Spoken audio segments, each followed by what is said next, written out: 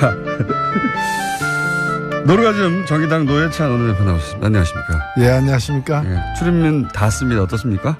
기가 막힙니다. 지하철 탈 때마다 들을 수 있는 예. 지하철 공사에서 의문을 제기하는 거죠. 예, 출입문도 절규한다. 출입문 닫습니다. 예. 저희가 이 정도입니다. 곳곳에 숨어있는 다스의 비밀을 밝혀내는.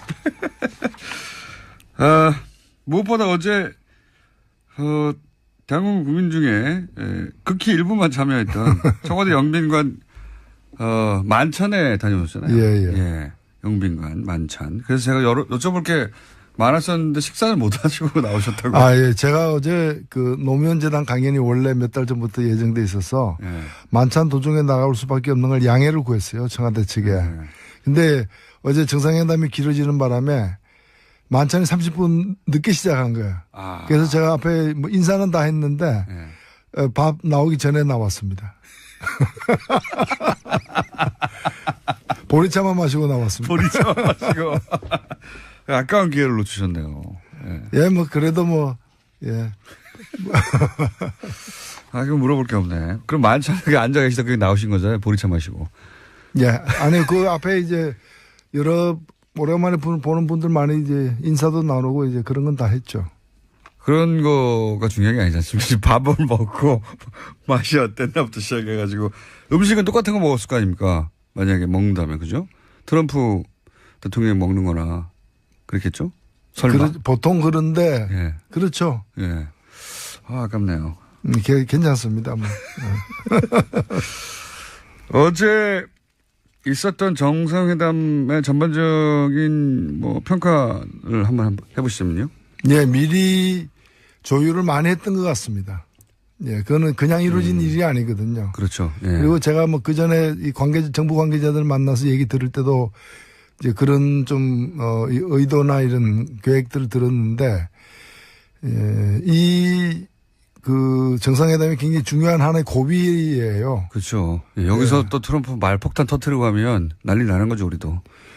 그래서 상당히 이렇게 뭐 자극적인 말을 갖다가 안 하게 한다거나 또는 북핵 문제에 대한 언급, 북한에 대한 언급 또는 중국과 관계 또는 우리하고 일본의 특수관계에 대한 이해 이런 점에 관해서 좀 보이지 않는 그런 선에서 상당한 작업을 해온 결과가 어저께 드러난 게 아닌가 이렇게 보여집니다.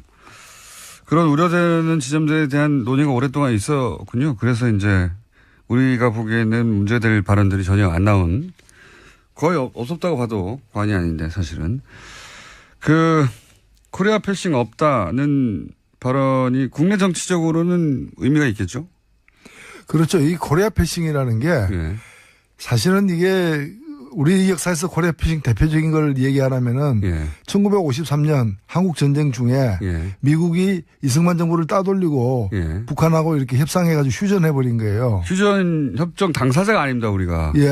이게 말도 안 되는 전형적인 이제 코리아 패싱이고 이제 그래서 이승만이 반발해가지고 방공포로 석방하고 막 이렇게 한 건데. 절대적인 코리아 패싱이죠 사실. 그랬던 거죠. 전쟁하다가 협정을 맺는데 어떻게 당사국을 뺍니까? 맞습니다. 근데 이제 지금에 와서 코리아 패싱이란 거는 이 한반도 문제를 해결하기 위해서 한국을 빼고 미국과 북한 직접 협상한다. 뭐 이런 건데 그럴 상황이 전혀 아니거든요. 오히려 우리가 이제 그런 평화 병행론을 주장하고 미국은 그거에 대해서 현재 트럼프 정부는 별로 선택하지 않고 있는 상황인데 이 코리아 패싱은 보수 야당들이 문재인 정부를 갖다가 공격하기 위해서 그런 프레임이죠. 그 외교를 잘못하고 있다라고 해서 코리아 패싱이라고 근거 없이 얘기해 왔던 건데 그게 별로 사실이 아니라는 게 이번에 트럼프에서 확인된 거죠. 국내 정치적으로 이제 그 얘기하면 뭐 트럼프 발언을 계속 들이대면 될 것 같고 또 한 가지 이제 많이 논의되는 게 이제 미국은 무기를 팔고 우리는 대화로 하겠다거나 혹은 코리아 패싱 없다거나 탄도 중량 제한 합의를 받아냈다든가 이게 계산서가 주고받은 게 이게 수익 타산이 맞느냐 우리 입장에서 이건 어떻게 평가하십니까? 제가 월요일 날 그 청와대 국감이 있었어요. 국감에서 이 얘기를 갖다가 제가 미리 했었습니다. 장하성 정책실장한테 트럼프 다루는 법 예. 해가지고 트럼프 다루려면 트럼프처럼 해야 된다. 트럼프처럼 해야 예, 그래서 첫 번째 뻔뻔해져야 된다. 뻔뻔해져야 된다. 예. 우리 대통령은 젠틀맨이잖아요. 그래서 그렇게 하면 안 된다. 뻔뻔해져야 된다. 그 다음에 이제 벼랑 끝까지 가면 같이 가야 된다. 먼저 스톱하면 안 된다라는 건데 대표적으로 한미 FTA 같은 거는 한미 FTA를 통해 가지고 우리도 이득을 얻었지만 미국이 더 큰 이득을 얻고 있는 거거든요. 한미 FTA를 갖다가 재협상 안 하면 폐기한다라고 하는데 폐기하면 미국은 무역 적자가 40억으로 늘어나게 돼 있어요. 한미 FTA 하면은 280억으로 줄어들고.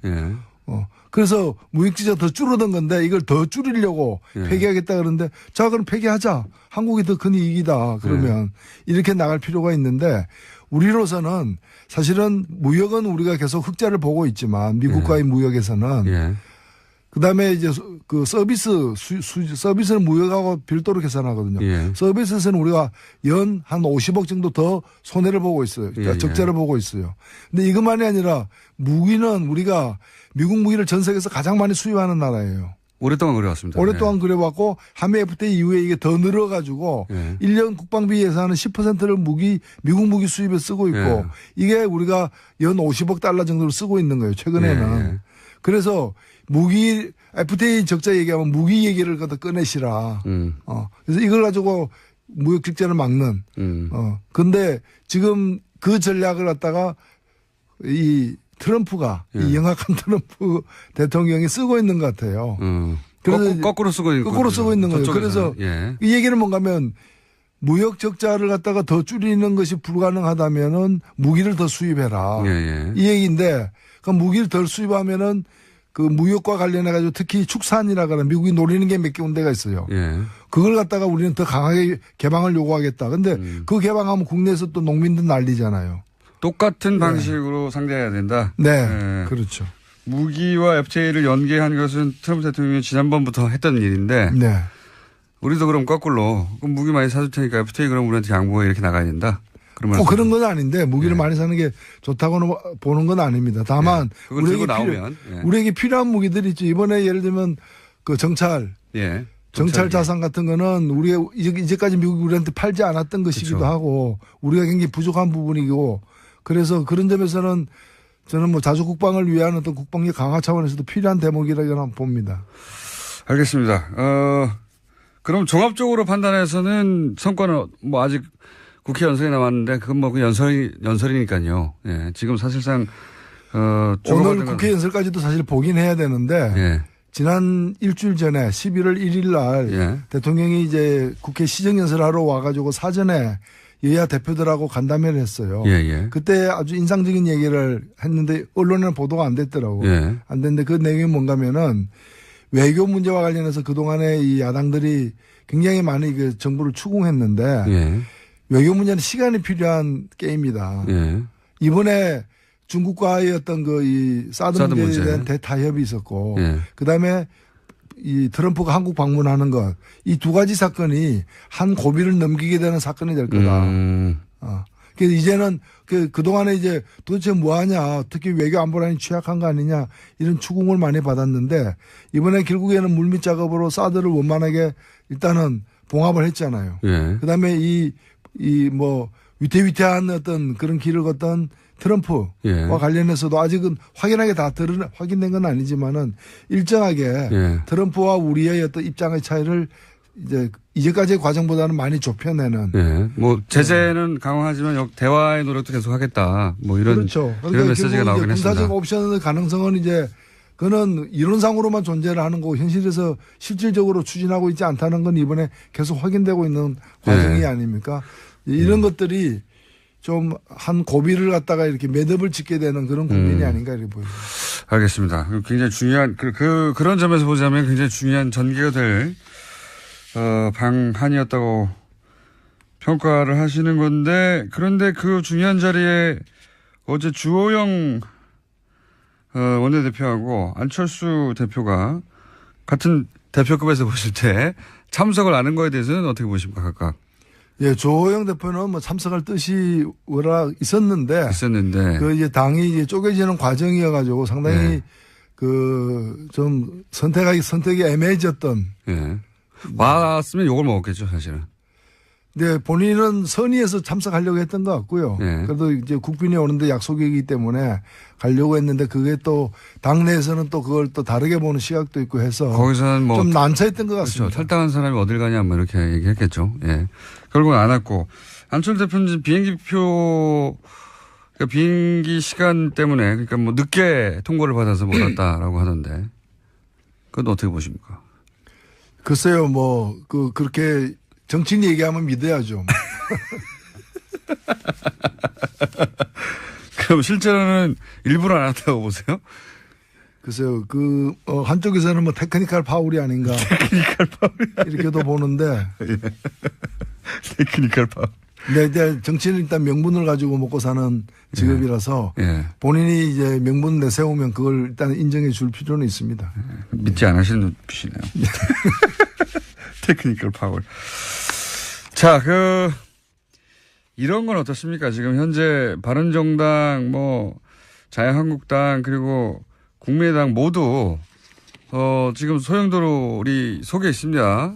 우선 가장 먼저 바른정당 탈당 사태는, 어떻게 전개될까요, 앞으로?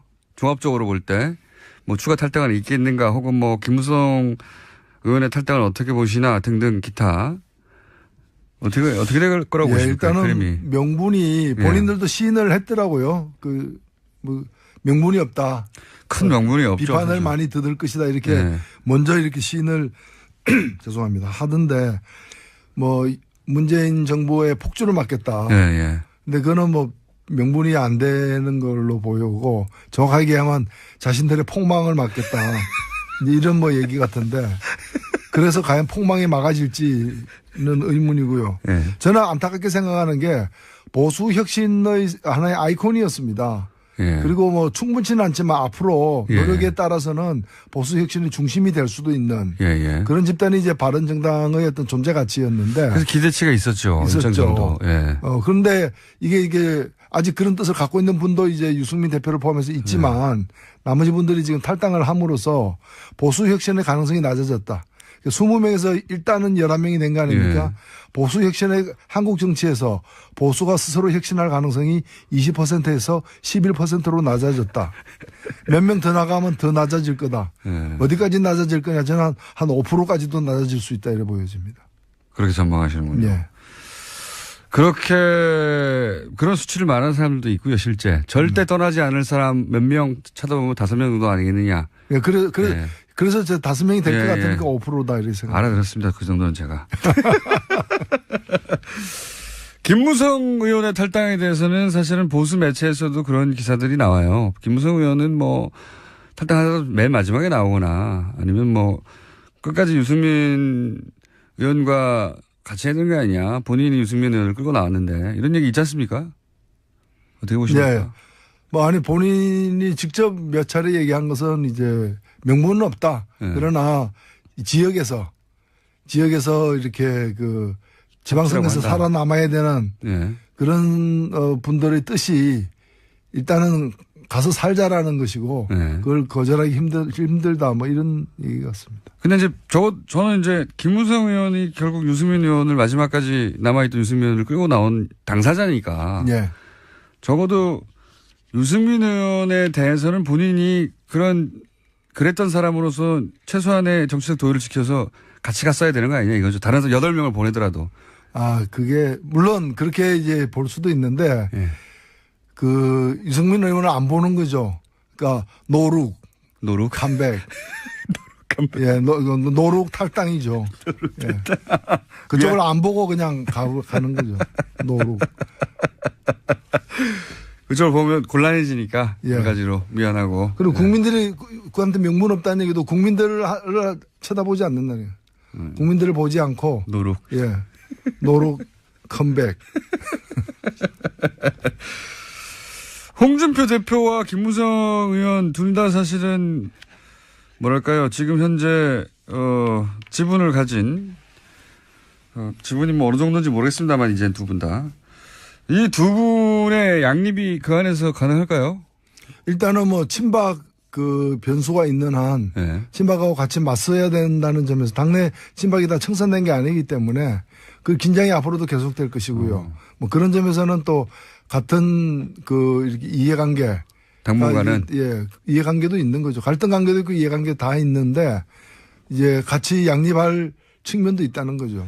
당분간은 그럴 것이다. 그러면 서청원, 최경환 두 의원의 출당 문제를 가지고 힘을 합칠 수도 있다. 예. 뭐 출당이 그렇게 과연 쉬울지. 예. 불가능할 것이라는 얘기도 많이 하긴 하던데요. 의원총회에서는 예. 불가능할 것이고요. 예. 그다음에 정치적으로도 그 사람들 있어야 제1당도 노릴 수 있기 때문에 예. 숫자가 줄을 예. 많으니까. 그 사람 빠지면 아마 제1당이 쉽지 않을 거예요. 그래서 지금, 아마 예. 거의 이렇게 실신 상태로 해가지고 데리고 있는 그런 뭐 그런 상황도 있을 수 있습니다. 실신 상태나 뭐 혼수 상태든. 어쨌든 계속 공격을 하되 네. 출당은 현실적으로도 어렵고 또 꼭 굳이 숫자를 줄여서 출당시킬 필요가 있겠냐. 자기 120명이 넘어가야 되는 상황인데요. 그렇죠. 예. 122가 되려면 예. 그 두 명이 필수적이죠. 그래서 이제 현실적으로는 쫓아내지는 않을 것이다. 하지만 이제 힘을 줄이려고 계속 이렇게 공격을 할 것이다. 이 정도? 쫓아내는 모습을 계속 보일 것이다. 아, 쫓아내려고 하는 모습. 예. 그러면 남은 유승민 의원은 어떻게 그 앞으로 전망하십니까? 그 정치적 생명은? 예, 그거야 제가 어떻게 알겠습니까만은 저는 뭐 사적 필생이라고 봅니다. 그러니까 당장에 답이 있는 건 아닌데 당장에 답이 있으면 사적 필생도 아니죠, 사실은. 그런데 당장에 답이 없지만은 그 뭐 보수 혁신은 굉장히 중요한 가치이고 예. 또 필요한 어떤 노선이기 때문에 그 길을 뭐 어렵더라도 일단 견지하면서 그 후위를 또 도모해야 되는 거 아닌가 보여지고. 쉽지는 않아 보입니다. 예. 예. 다만 제가 안타깝게 생각하는 건 뭔가면은 그 특히 이제 안보관은 예. 혁신 보수가 갖춰야 될 어떤 안보관하고 예. 유승민 의원이 현재 견제하고 있는 이제까지 견제해 있는 안보관은 예. 저는 1차 그 바람직하지 않다고 봐요. 경제적 부분에서는 사실 상당히 진보적인 네. 뭐 개혁 보수라고 말해도 전혀 이상하지 않은 그런 따뜻한 보수를 주창하시는데 그게 이제 그렇게만 가면은 민주당하고도 차별성이 없고 그러다 보니 아마도 보수는 강하게 주장해야 된다 이런 의식이 있어서 그러신 건지 보수 그러니까 뭐 안보 정책 뭐 핵 문제 이거는 뭐 예. 자유한국당과 아니 그 안보라는 것이 그렇게 너무 완고한 어떤 예. 그런 강경한 어떤 이 대북관이라거나 안보관이 과연 개혁 보수의 어떤 노선이 될 수 있는가에 대해서 의문이에요. 자유한국당과 차이가 없죠. 그 부분에 있어서는. 예. 그렇죠. 핵 문제라든가 예. 뭐 전술에 가져야 된다고 또 얘기하고. 자, 그러면 국민의당은 어떻게 돼갈까요? 국민의당도 내부적으로 이제 안철수 친한과 이제 뭐 비한 반한 이 정도로 불릴 수 있는 세력이 이렇게 점점 서로 갈라지고 있는 것 같은데, 그죠? 예, 저의 국민의당이 어떤 특정한 어떤 이념이나 가치를 중심으로 모인 정치 세력이라기보다는 지난번 대통령 선거에서 문재인 후보를 거부하는 그리고 안철수 후보나 제3지대의 후보를 중심으로 모이고 싶은 사람들의 어떤 총연합군이었기 때문에 대선이 끝나면 이 당은 사실은 해산될 수밖에 없는 쪼개질 수밖에 없는 당인데 근데 이제 정치라는 게 하루아침에 또 어떻게 쪼개지고 이합집산하기 쉽지 않으니까 일단은 좀 표류하고 있는 상황이죠. 근데 안철수 대표가 이렇게 다시 그 당권을 잡음으로써 그 갈등을 이제 다음 대선까지는 어차피 표출될 수밖에 없는 그런 상황에서 지금 좀 빠르게 뭐가 나타나고 있는 것도 있는 거죠. 오히려 그 뭐랄까요 그 호남 중진이라고 표현할까요? 윤석열 의원 같은 분들에 대해서 나갈 테면 나가라 정도의 정확하게 그렇게 말은 하지 않았지만 그런 의미 해석될 말을 하는 걸 보면 오히려 그렇게 호남 중진들이 나가주길 원하는 거 아닐까요 지금? 그래 그 자리를 또 바른정당으로 채운다든가 뭐 이런 식의 구상을 하는 거 아닐까요? 그렇지 않고서야 예, 뭐 그쪽에 이제 좀 미련을 이제 버리는 게 아닌가. 왜냐면은 그쪽을 계속 쌓고 있으면 이제 지금 안철수 대표가 가고 싶어하는 관심을 갖는 이 바다는 예.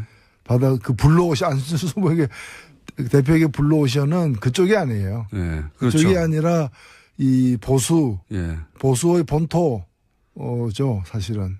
지금 그동안의 지금 진행되고 있는 적폐 청산을 복수라고 얘기하잖아요. 그렇죠. 이거는 자유한국당의 예. 워딩인데요. 예. 그건 그야말로 자유한국당 내에 친박 중심으로 하는 그런 보수 강경파들의 시각이거든요. 예. 시각인데 그쪽에 추파를 던지는 거라고도 저는 보여지는 거고 향후에 다음 대선을 위해서도 확장해야 될 영역을 그쪽으로 보고 있다는 거죠. 그러니까 마음은 콩밭에가 있는데 그 콩밭이 호남이 아니라 예. 이제 강경보수 예. 쪽에 가 있다고도 보여집니다. 그렇기 때문에 그러면 그쪽으로 가면서 계속해서 그 호남을 껴안고 갈 수 있느냐 예. 선택을 해야 되는 거죠. 그러니까 이쪽보다는 저쪽이 땅이 더 넓다고 보는 거고. 그런 딜레마에 부딪혔다. 네. 자, 좀 한번 지난 한 주 동안 정치면을 휩쓸었던 주요한 이슈들을 하나씩 짚어봤는데 저희가 하나 더 준비한 게 있습니다. 국감에서 네. 의원님이 버럭하신 장면이 있어요. 일단 잠깐 들어보시고. 동성애 찬성하십니까? 동성애를 반대하십니까? 방금 이제 그 증인에 대해서 여러 질문이 하는 거는 국회의원 자유입니다만은 동성애자냐 아니냐, 동성애에 대해서 어떻게 생각하느냐 밝히라고 한 거는 헌법제구조 모든 국민의 양심의 자유를 지닌다라는 그 헌법의 기본권 조항에 침해하는 겁니다. 뿐만이 아니라 다른 나라에서는 실제로 형사처벌의 대상입니다. 그걸 좀 아셔야 될 것 같은데. 자, 이 상황이 어떤 상황입니까?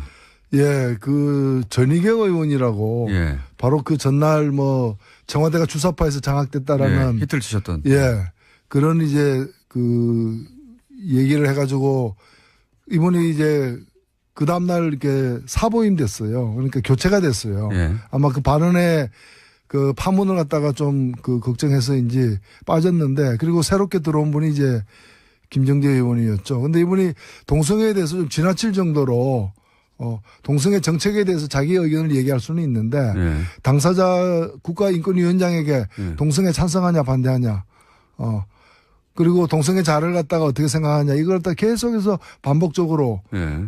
강압적으로 이렇게 물어가지고 제가 그 자체가 인권 유린이다.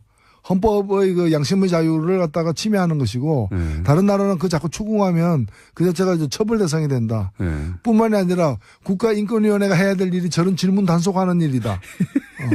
그러라고 국가인권위가 있는 거다. 실제로 저기 차별금지 조항에도 그렇죠. 어긋나는 것이거든요. 예. 그래서 그런 지적을 했었죠. 자, 질의 과정에서 이제 문제 제기를 하고 컷을 하신 분이, 네, 노회찬 의원이었습니다. 그래서 저희가 한번 들려드렸고. 그런 일이, 국회에서도 이런 일이 계속 돌아가고 있습니다. 잘 안 알려져서 그렇지. 안 알려져서 그렇지. 여기에 나와서만 발언하시는 게 아니에요? 예. 잘 안 알려지더라고요. 국감에서 벌어지는 일들이 요즘은. 아유, 국감에서도 얘기를 많이 했습니다. 네. 많이 했는데 보도가 좀 덜 돼. 여기는 보도가 잘 되는 편인데. 그래서 뉴스공장에서만 얘기하는 거 아니냐 그러는데 얘기는 계속 많이 하는데 보도가 이제 덜 되는. 말 나온 김에 마지막으로 한 가지만 더 보자면 자유한국당 전희경 의원이 이제 청와대가 운동권과 주사파에서 장악됐다 이런 예. 얘기 했지 않습니까? 그 대목은 어떻게 평가하십니까? 저는 그게 그렇게 생각한다면은 그분은 빨리 망명을 해야 되는데 그렇잖아요.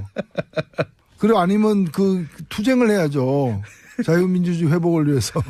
근데 청와대가 어떻게 주사파에 의해서 예. 장악됐다고 생각하면서 편안하게 밥도 먹고 잠도 자는지 저는 이해가 안 가요.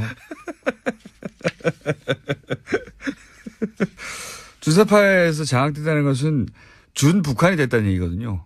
아, 그렇죠. 예, 그런 의미거든요. 예. 그러니까 그 정권 하에서 어떻게 그렇게 활보를 하고 있느냐, 평안하게. 예. 요즘 사실 한 30대까지는 주사파가 뭔지도 모릅니다. 이게 언제적 단어인지 모르겠는데, 예. 그래서 비서실장이 이제 좀 발끈했죠. 그렇죠. 예. 예.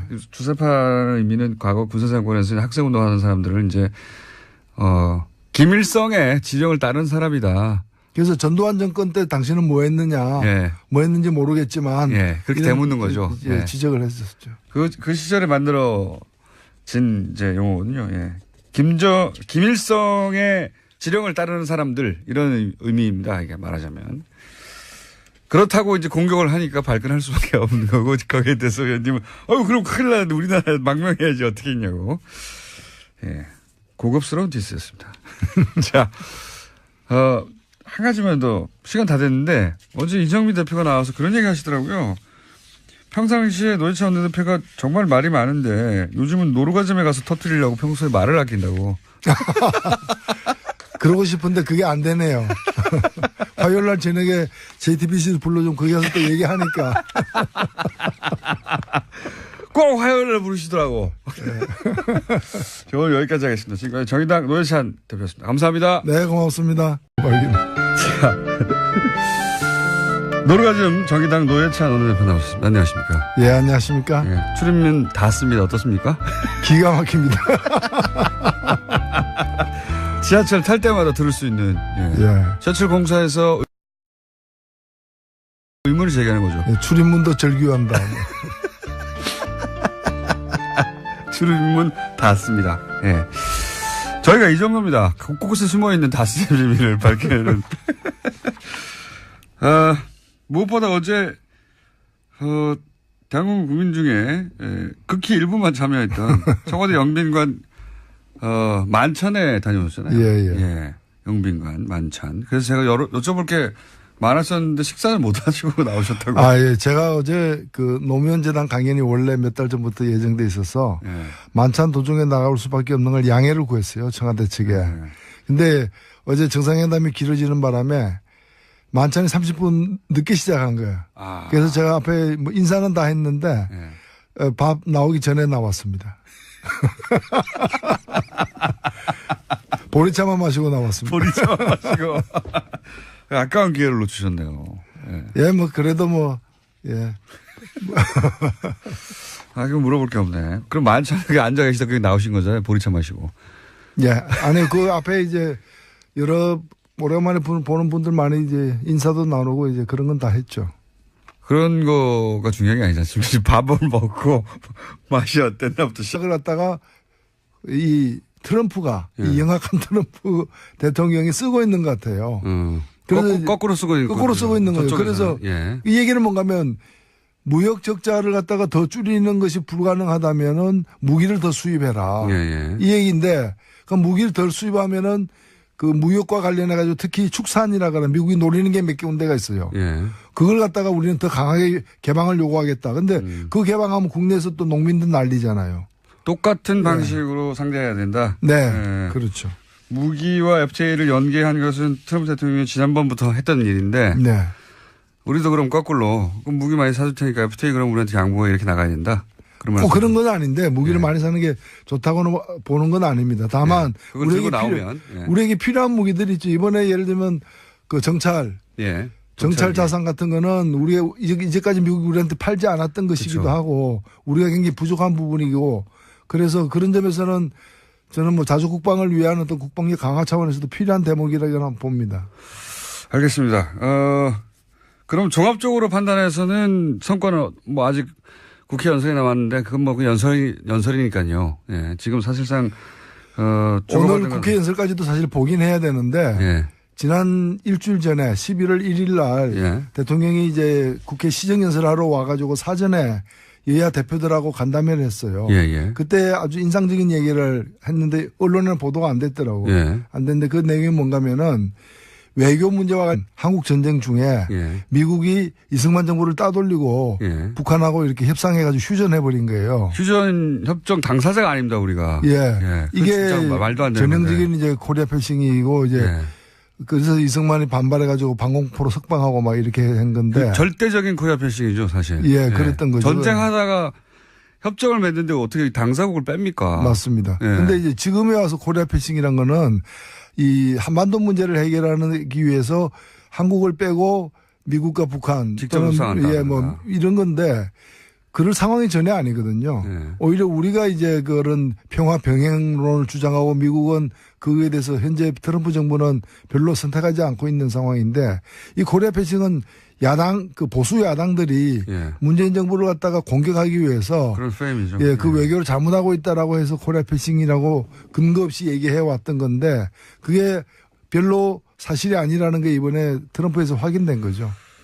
국내 정치적으로 이제 그 얘기하면 뭐 트럼프 발언을 계속 들이대면 될 것 같고 또 한 가지 이제 많이 논의되는 게 이제 미국은 무기를 팔고 우리는 대화로 하겠다거나 혹은 코리아 패싱 없다거나 뭐 탄도 중량 제한 합의를 받아냈다든가 이게 계산서가 주고받은 게 이게 이해 타산이 수익 타산이 맞느냐 우리 입장에서 이건 어떻게 평가하십니까?